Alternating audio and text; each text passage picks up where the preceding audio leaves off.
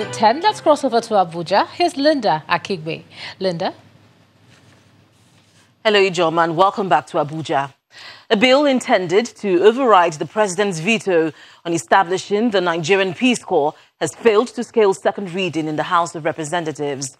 President Buhari had refused to assent to the Peace Corps bill, citing insecurity and lack of funds as his reasons. Some lawmakers were of the opinion that the police and security agencies are underfunded, and it would be unwise to create a new security outfit instead of funding the already existing ones. They insisted that if the funds are channeled to the already existing security agencies, employment would still be created.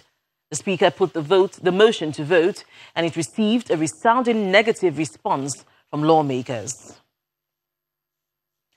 The conversation to improve economic growth in the country and move Nigeria upward among the Committee of Nations has been an ongoing one. The Nigerian Institute of Public Relations, NIPR, has been contributing to the discussion in its unique way during its annual leadership lecture tagged Boosting Competitiveness and Inclusive Growth Through Communication. Our correspondent Mary Alali Yusuf reports. These are players in the public relations sector in the country. They have come to exchange ideas about the role of communication in increasing economic growth and viability of the nation. The vice chairman of Channels Media Group and chairman of the lecture highlights points that will run through the day's engagement. The element of communication should particularly interest us as public relations practitioners. This is because, as you're aware, public relations is an integral component of communication which deals with the exchange of meanings through portrayals. In the course of these portrayals or representations, an image is built, invariably reflecting the success or failure of the collective effort. It might then add up to how well an entity can compete and how growth can be made more inclusive. The chairman and chief executive officer of Philips Consulting Group, who is the keynote speaker of this event, launches into his lecture, giving a definition of competitiveness. But the concept of competitiveness is about the set of institutions, the various organizations we have, and we'll talk a bit about that, the policies of government, and the factors that determine the level of productivity and attractiveness of a country. For me, competitiveness is about attractiveness. The Global Competitiveness Index derives from 12 pillars, including 4 basic ones of institutions, infrastructure, macroeconomy, health and primary education, parameters in which Nigeria is relatively weak, according to her own assessment. This is a further submission of the main speaker of the day. If you can get these first 4 right, then all you have from the 5th pillar right to the end is building on a solid foundation that you've created. Also, the kind of role that you must play is that of participating by interpreting and by appreciating all the kinds of things that are going on in a way that you are almost the interpreter of what's happening on one side of the economy to the rest of the people. The conference may have touched on challenges, but participants in the panel also proffer a way forward in different sectors. The mobile phone.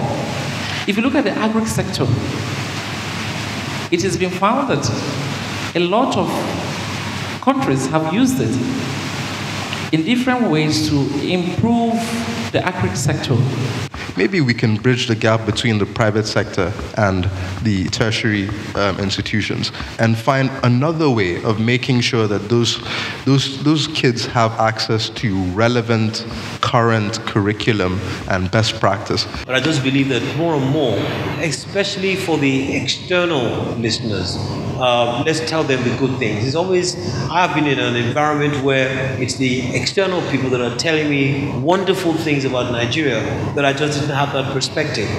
The chairman of the Lagos chapter of the NIPR reveals his plans for the institute. The vision now is to make it an international event. So come next year, you are going to be seeing other countries participating in this in the activities of the Lagos PR Week. The Nigerian Institute of Public Relations Leadership Lecture is held as part of activities to mark the Public Relations Week every year. Mary Alale Yusuf, Channels Television News. That's all from Abuja. Back to you, Joma. Thanks a lot, Linda.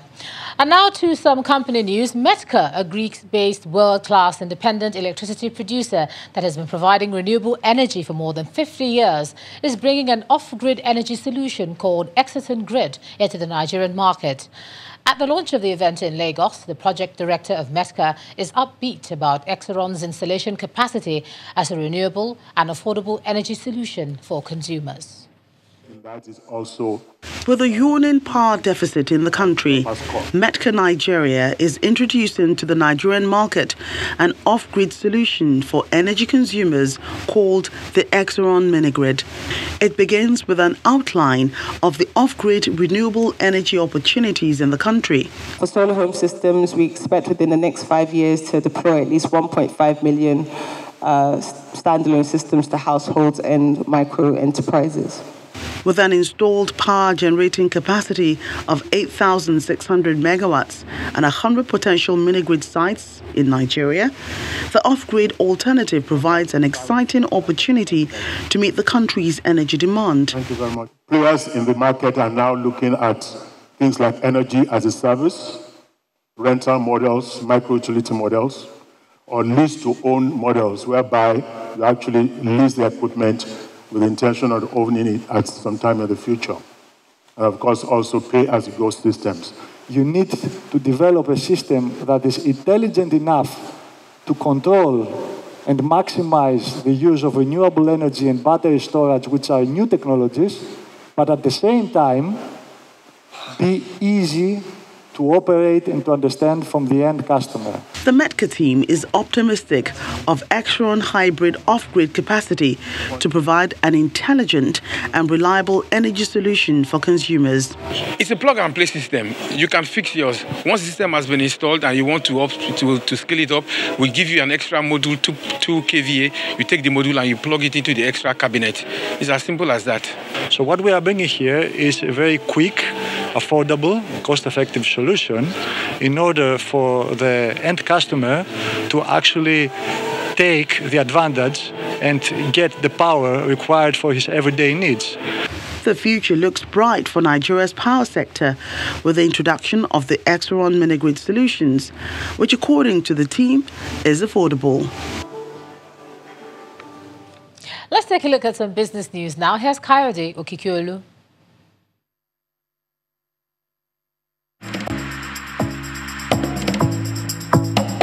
You first. First Bank.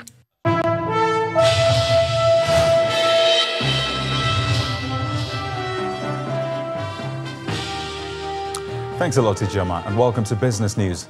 The Senate President, Dr. Bukola Saraki, has assured that the National Assembly will send the harmonized 2018 appropriation bill to President Muhammadu Buhari on Friday, and that's tomorrow. Dr. Saraki made this statement today to State House correspondents after breaking the day's Ramadan fast with President Buhari at the presidential villa in Abuja. According to the Senate President, the presentation was delayed because both chambers of the National Assembly needed time to harmonize the budget after different figures were passed last week. And empowering Nigerians through small-scale businesses will not only reduce the high rate of unemployment, but aid in the steady growth of the economy. It is in line with this vision that the Vice President, Professor Yemi Osinbajo, was in Kano State, northwest Nigeria, for the launch of the nationwide micro, small and medium enterprises clinics for viable enterprises. At the event, the Vice President offered an assurance of the federal government's commitment to empowering its teeming unemployed youth in the country. Ibrahim Ganduje also applauded the federal government's efforts to provide jobs and improve the welfare of Nigerians.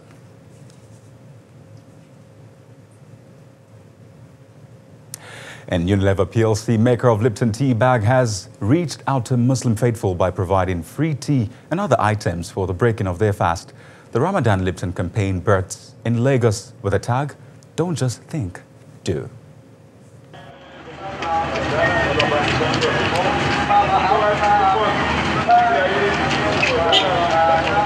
The idea is to emphasize the lessons of the season while showing compassion and empathy.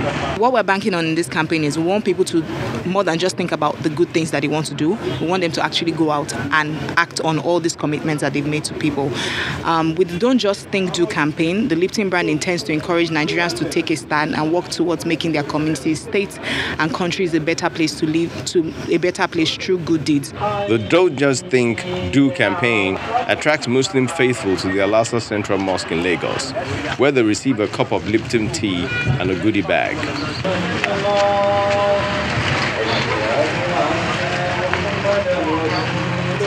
What is inside Lipton, again, is not haram on Lipton.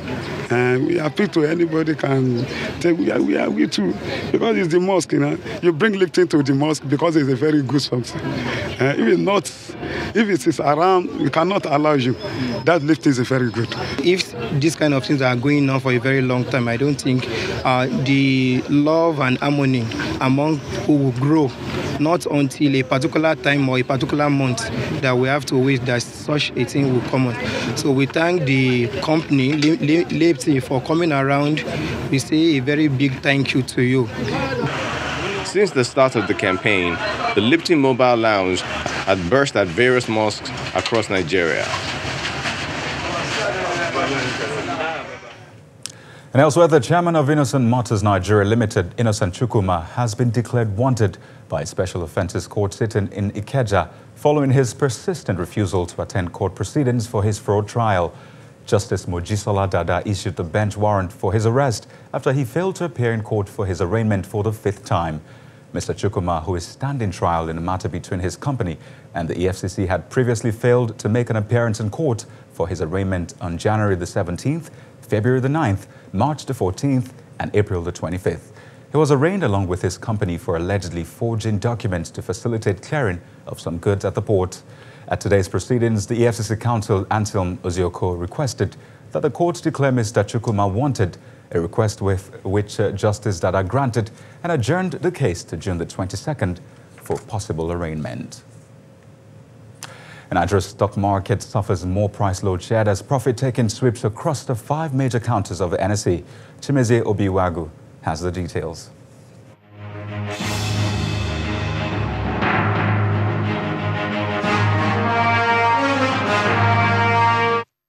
Thank you, Kaide, and welcome to the Stock Market Report. There seemed to be no respite for local equities market as more profit-taking pushed the all-share index down by 1.06% below the 40,000 level at the close of Thursday's trading. Traders say the bearish sentiment, which started about 2 weeks ago, is as a result of concerns by short-term investors over economic uncertainty and need for cash. The impact of the sell-off, which hit the 5 major sectors, was mostly felt by stocks within the banking and the consumer goods sectors. The price charts recorded 8 gainers, led by MRS, against 35 decliners, led by Diamond Bank, and this in turn led to a further drop in the total value of listed equities. The shares of Sovereign Trust Insurance, Diamond Bank, and Fidelity Bank are the top 3 contributors to the overall turnover of 256.4 million shares traded for the day. Traders are only hopeful for a rebound as the month gradually draws to a close. And that was the Stock Market Report. I'm Chimezie Obiwagu.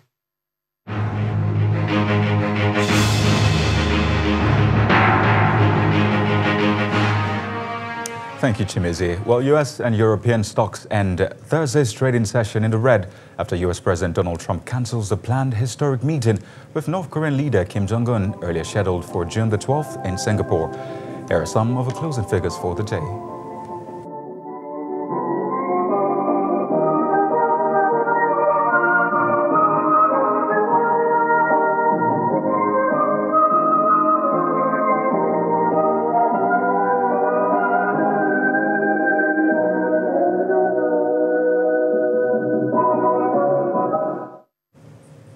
And that's business news. I am Kayode Okikiolu. It's now back to you, Ijeoma.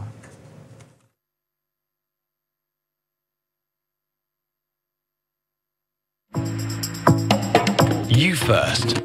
First Bank. Thanks, Kayode. Still ahead on the news at 10, Sports Minister Solomon Dalong makes surprise appearance at the Teslim Balogun Stadium to encourage the teams participating in the Channels International Kids Cup. That's on sports. Please stay with us.